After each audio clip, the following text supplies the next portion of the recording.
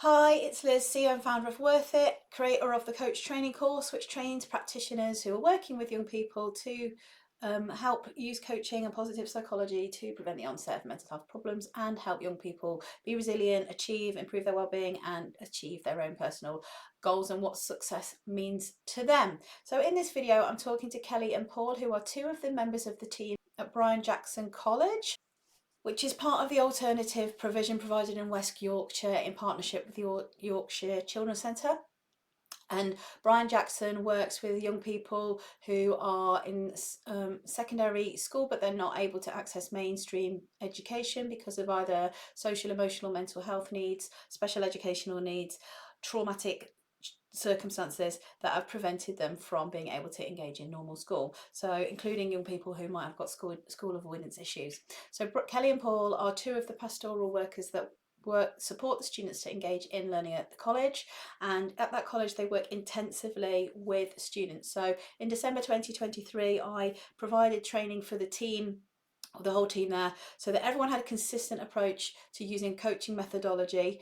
It was evidence-based, and that they all had the toolkit that they could then create their own personalised interventions to meet the student needs. Bear in mind the fact that they're in Yorkshire and the Wi-Fi was a bit rubbish towards the end of this video, so hopefully you'll be able to manage to stick to the end, find out what they have to say, as it does break up a little bit. But if you're interested in doing the coach training, then check out the free course Introduction to Coaching Young People on our Academy website. You'll be able to get a link to that below. And there's plenty of information and links in the information box about how coaching can help young people and how coaching could help train your team of pastoral support workers, or even if you are a pastoral support worker from a college or a school and you want to have more training to know that what you're doing is supporting the young people that you work with, then please access our free training and find out more about becoming a qualified coach with us. So I'll let you see what Kelly and Paul have to say, and I hope you find this helpful. Hello, so welcome to your interview for Spotlight School from Brian Jackson College. So I've got Kelly and Paul. So tell me about your college first.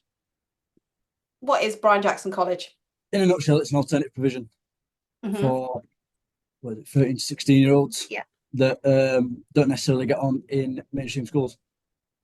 Yeah, the class sizes are too big for them. They can't maintain, they're transitioning from class to class, and there's behaviour as well. So what are the sort of needs of the students that attend your college? It varies, doesn't it? Yeah. So there's SEMH. We've got quite a few with EHCPs. No two kids are the same, do you know what I mean? So it's the amount of work that goes into it is astronomical, as every child has a different need. Yeah. And have you got young people with autism, ADHD? Yeah. Multiple diagnosis? Yeah. History of traumatic family life and school exclusion and things like that. Yeah. Is it kind of some, I don't like saying this, but it's like last chance saloon for some of the young people in your... Yeah, it is. Yeah. So if we do try to get them through the GCSEs, but it's just like your maths and your English. If not, it's kind of functional skills. So they're all working below their age range. Yeah. And is that because of either circumstances or their learning needs? Bit of both, really. Yeah. And just mainstream school's just not right for them, is it? No. So what is your role there then? What do you guys do? Pastoral support workers. So it's doing interventions. So it's either we sit with them in class and put different strategies in place, or we take them out of the class and do work relating to their needs. So if it's working on friendships and anger and all that kind of thing, really. So they can engage in learning. Yeah. So all that stuff doesn't get in the way of learning. Yeah, so it's kind of how to maintain their anger and being able to regulate themselves when they become dysregulated. What would a typical day look like for you guys, or is no 2 days the same? Well, so what, we've got 4 lessons a day. Yeah. Break between every lesson. Yeah, so it's like lesson, break, dinner, break, and that sort of thing. And we just, if we've got something on his timetable with a student, we'll obviously make sure that gets done. You know, the intervention, whether it's inside a class or we take them out. And then when we're free, we'll write out the intervention sheets. You know, so then we've got the proof of us doing the work with the kids. Yeah, like what you've covered and things like that. Yeah. And so South Yorkshire, aren't you? West Yorkshire. How many students go to the college there? We've got 36 on roll. So. 36 on roll. It's very small, isn't it? And very intensive work that you do with them. You get assigned, you're key workers, aren't you? You get assigned, like, how many students do you work with typically? I think we've got a team of 6 of us. Yeah. And obviously we're focused mainly on the ones with the HCPs, but we do fit in the ones that don't have the HCPs as well. So I think we all have in between 3 and 4 students ourselves, but we don't just stick with those 3 all the time. You know, it might change week by week, so then we can get to know everybody in a good way, instead of just only knowing 10% about one person and 100% about another. And then, like I say, it changes week by week, and then we just do what we can for everybody. Yeah. And that's where this course came in that I run. So just to update viewers, these guys have done the coach training course, which the whole team of what do you call your job? Support worker. So it was key workers, but we've been changed to pastoral support workers. Yeah. Oh, okay. So, the whole team of pastoral support workers did that course a few months ago. So what did you guys gain from doing that course, and why do you think the head teacher felt like you needed it? It was to do with, like, we're all different. We've all got as different skill sets. Yeah. So it's kind of looking at what strengths and weaknesses we've got, and then pulling all the strengths into one thing, and then we can work out which child we need to work with then. Yeah. So getting everyone on the same page with the same training and the same skill set to then have a more of a uniform way of supporting students. Yeah. So what did you guys get out of doing it then? A bit of everything, because obviously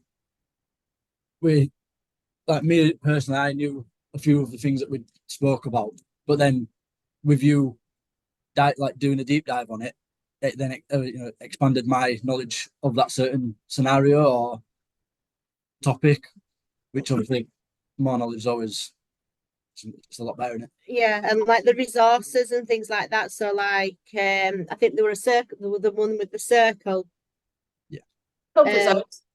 Yeah. And it would just kind of, it's looking at different ways so they can visually look at what you're doing with them. So it kind of gives you a bit of a template to what you're going to plan and do it that way. And because it's visual, it's easier for them to understand what you're doing with them. Yeah. So getting like enhancing skills you've already got and getting like resources to help you do your job better is what I'm hearing you saying. So what are the most useful things, or what are the strategies that you learn on the course that you just use now all the time? Everything in it. Yeah, I'm more aware of my body language. Yeah, tone of voice and stuff like that. Yeah. You don't think about it because you just it's what you do every day. And there's more scenarios nowadays where you think, actually, let me just take a second, and then you can reassess in that split second and carry on the conversation. Do you think you're like less reactive and to the students, and that helps you like keep them on level and stuff, so they don't keep them on side, don't it? Yeah. You remember the stuff we covered in the course. So like, what are the skills you use? Do you think active listening? Yeah, like, definitely. Have you got an example of how you use that? It's kind of when you're doing your interventions and you're on that one-to-one, it's letting them lead the conversation and then listening to what they're saying to be able to then ask the questions, to be able to delve a little deeper into what's actually going on with them. And because they're being listened to, they tend to open up a lot more. Oh, okay. So it's about helping them feel safe to open up a lot more. And then what about you, Paul? Same as, I've always been a good listener, but it then, like I say, it enhanced my ability to really understand what they were saying to me. And then obviously, like I say, that keeps them on side, and they're more than happy for them to come and seek me out, sort of thing, to have that shoulder if they need it. Oh, okay. Is that different now then, since you've done the course, do you think? Yeah, it's actually, I've enhanced it a bit. Enhanced. Yeah, it's obviously you guys have got natural ability, and that's why you're drawn to this kind of job, and that's why you're good at your jobs, isn't it? And it's just like putting a structure around that, and a toolkit. So how do you use coaching questions then? Tell me about how you're using them. Yeah, I mean, it's one of them where if they're struggling a little bit to answer that question, and the subject that they're talking about, you've got a common ground. Common ground where you can be like, well, is it this sort of thing, or is it this? Then that might get their mind, cogs turning, sort of thing, and then you'll be able to keep going on and have them in their comfort zone, being able to talk to you about it. Do you think it's like you active listening and giving more space for the students to like open up and trust you and then ask them questions? Do you think that's helping them develop their self-awareness more? Yeah, and it's like working on self-esteem and that kind of thing. So it's listening, like taking a step back and listening, and then you can rehash it as well the next time you see them and see what's changed with them as well. So it's like you can build them up bit by bit as well. Yeah. How does that compare to how you used to work with them? The interventions weren't as intense, were they, before? No. Whereas now they're a lot more structured, and we know how to plan for them before we actually go into it. Whereas before we were going in blind. Oh, okay. Does that make you feel more confident then in your job? Yeah. Is that having an impact on your well-being and your stress levels, do you think? Yeah, we've got a lot more paperwork to do, but it does make it easier than you trying to wing it. Yeah, because if you just don't know what's coming in front of you, it's just that constant state of stress all the time, isn't it? Like, yeah, or dread. Yeah. Even. So what's changed in the students' behaviour then, do you think, as a result of this? Have you noticed things? Because it's been a few months now. So a lot of them have just left. Yeah. The year 11s have just finished their exams and stuff and gone. So it was the relationships that you built with those. But now we're back to the beginning where we've got the new ones coming in and we're having to start it all over again. Because we did it midway through the academic year, didn't we, the training? Yeah. So when did we do it? Christmas? I think, February? yeah. Yeah, before Christmas, wasn't it? Finished it at Christmas. Yeah. Yeah, we did it at the end of 2023. So you've had like 5-6 months now. So do you think it helped with the year 11s getting through their exams? Your work you did with them? I think, because obviously you were planning the interventions and things, and not taking them out of the lessons that they needed, and you could work on, it's like supporting their stress levels as well when they're going through all that stress with their exams. So, and then it just kind of, I don't know, really. It has. What do you think? It worked 100% because, like I say, we gained that bit more knowledge, so we knew what to do for the final push, and obviously that helped them in their own way. Whether it be something big or something small that they needed help with that little push, they did what they needed to do to get through to the end. Yeah, and how is it helping you prepare then for the next bunch that's coming through? Have you got that far yet? We'll find out. Is it second weekend? Yeah, so it's just kind of like they're not here all the time. We're out doing other stuff and like on trips and stuff and bonding and all that kind of stuff. So it's kind of watching what their personalities are like from what you've read about them on paper. So it's kind of taking that step back and just your active listening. Yeah, getting to know the actual person, not making preconceived ideas from a referral form or something, or helpful information that the school has given you. Yes, familiar with that one. What do you think the impact's been on the school in general then, since your support worker relationships your pastoral support worker relationships are better with students in general? Has the atmosphere changed? Is it calmer? Like, is anything different? We've got a strong team, haven't we? Yeah, the team of 6 that we've got. It's strongest it's been since I've worked here in 2 years. And it's we help each other out. We pull each other out of the mud if we need to. Do you know what I mean? Like Kelly said earlier, we've all got those different strengths that we have. So if I've got something that I'm struggling with, I can go to Kelly or any of the others and say, "What do you think of this?" And then we'll have a quick chat, tweak it, whatever, and then it's perfect for my intervention. And I think that as a whole, because we know we can go to any of the team, it just automatically makes everyone around you happier because we're getting the work done. The kids are getting what they need. Yeah. And it just all works as one. So you feel that's definitely an outcome of doing this training, like you've bonded more as a team and supported each other more. Do you think you're using the coaching skills on each other then? Probably without even realising it. Yeah. I mean, because of the way we do the training, isn't it? Like you practice with each other, and that's obviously how you learn how to support each other. And maybe that's an unexpected outcome that none of us expected would happen, more than the deep. And then that enables you to then have these better relationships with the pupils as well, doesn't it? Yeah. Have you got any specific examples of when you've used a coaching strategy or tool with a young person and like the impact it had on them? There's too many. There's too many that we work with to kind of pull one that stands out. You're just doing it all the time? Yeah, constantly. Which one's your favourites?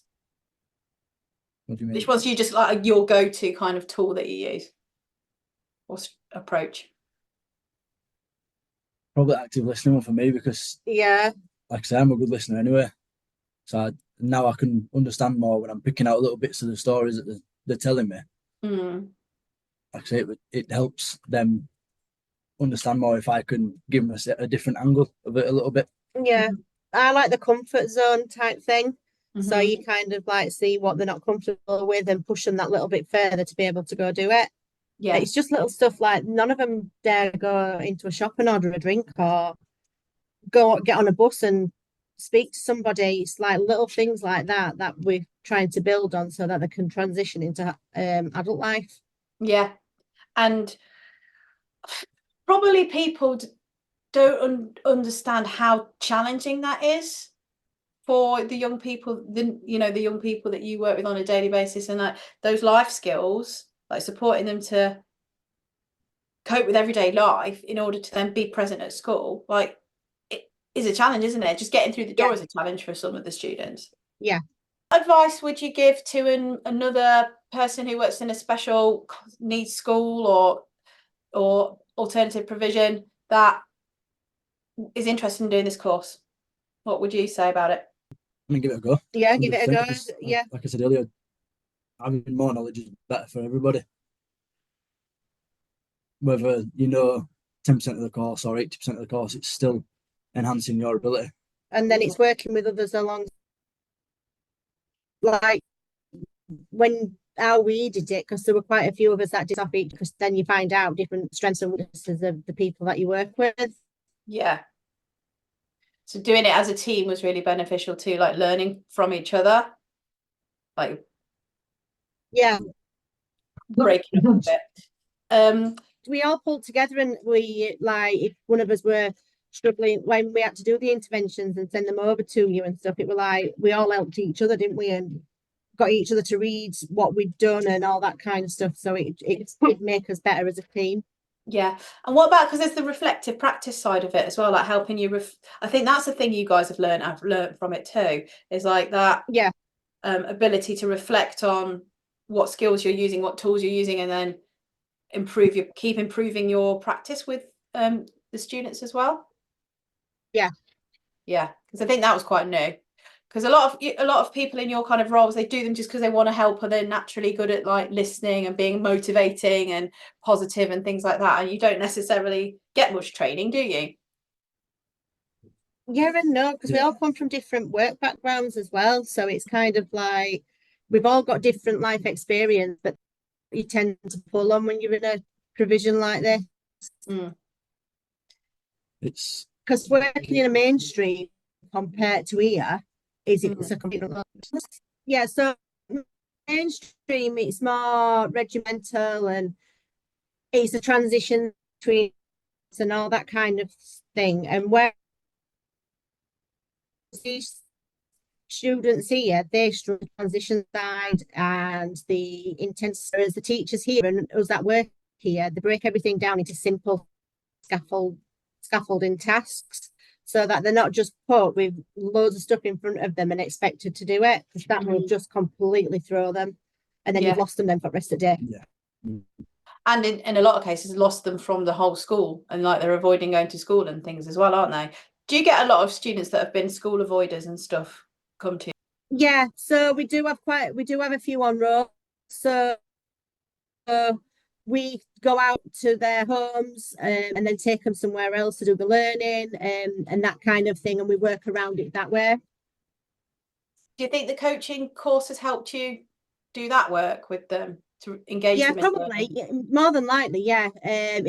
Because it's kind of, you're planning your interventions, you're looking at what lessons they need and what skills and all that kind of thing. So you're having to break it down.